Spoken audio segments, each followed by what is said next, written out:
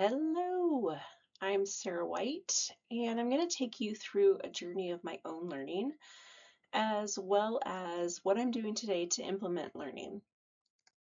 So when I think of metacognition, I think about a couple of things. One, what's in it for me? Two, thinking about my own thinking. But before I dive in further, let's take a look at my own learning strategies. So after completing the Metacognitive Awareness Inventory Scoring Guide, my results are shown in this graph. My main strategy for learning is procedural, meaning I take a strategic, purposeful approach. The next main strategy is information management, which I would argue marries well with procedural, as this strategy is focused on organizing, elaborating, and summarizing. The next two bars on the chart are strategies I also use, but not as dominating as the first two. I'm now going to switch gears and share my own story of metacognition and self-regulation and how this has been a journey in my life. So starting with what's in it for me and how this sentiment has evolved in my life. I started my college career in 2001. I took a few years off after high school to try to figure out what I wanted to do as a career. So once I received my acceptance letter from Washington State University, I was set on getting a bachelor's degree in hotel and restaurant management. Then, for the first time in my life, I was exposed to a college classroom with at least 100 students in the class. I was overwhelmed. I remember thinking, I grew up in the town that WSU is in, and I had no idea there was this many people. It was overwhelming. In fact, it was scary. I didn't know anyone. I was older than the average freshman, and I was planning my wedding, which was not something most college freshmen were doing. Oh, I was also working full time, paid my own monthly rent, I lived on my own, and had a monthly car payment. But I was determined to be the first person in my family to graduate from a four-year college with a bachelor's degree. And I did. But as the years went by, so did my lack of motivation.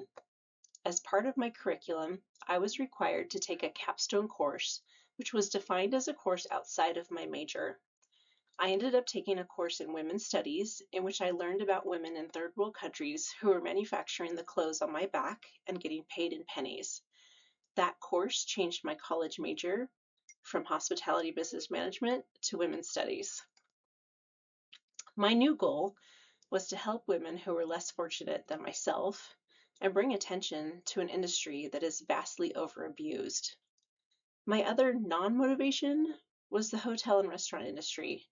I knew this industry. My dad worked in it. He made good money, but he also worked 60 or more hours a week, including weekends and holidays. And I decided the hotel and restaurant life was not the commitment I wanted to make as a career. I also decided this new path was easier and I could achieve graduation quicker. Win-win. So I did, but at a toll. My grades going into the women's studies major were low. It was all I could do to try to recover my GPA for the last 2 years. Even still, I'm not proud of the GPA I finished with. By the third year of college, I was so ready to be done. Thankfully, I did keep at it with the support group that encouraged me to keep going, but when I finished, it was not my primary focus. I just wanted to be done with school, and get a decent paying job. All right, now let's fast forward to 2024.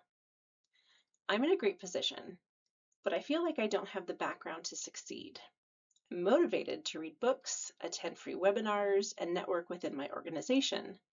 But the imposter syndrome has consumed me, which is one of my motivators for being in this program. I want to know how adults learn and the best methods for knowledge transfer. I want to influence the best training in manufacturing that has ever been achieved. I want my company to continue to be successful in our journey. And this is where metacognition and my self-regulation become more of a reflection for me. It's strategic at this point. My strategy is to influence learning at every level of the manufacturing division by using evidence-based learning principles. I have identified a gap we have today, and with this blueprint, my goal is to provide a low to high learning outcome program. Thank you.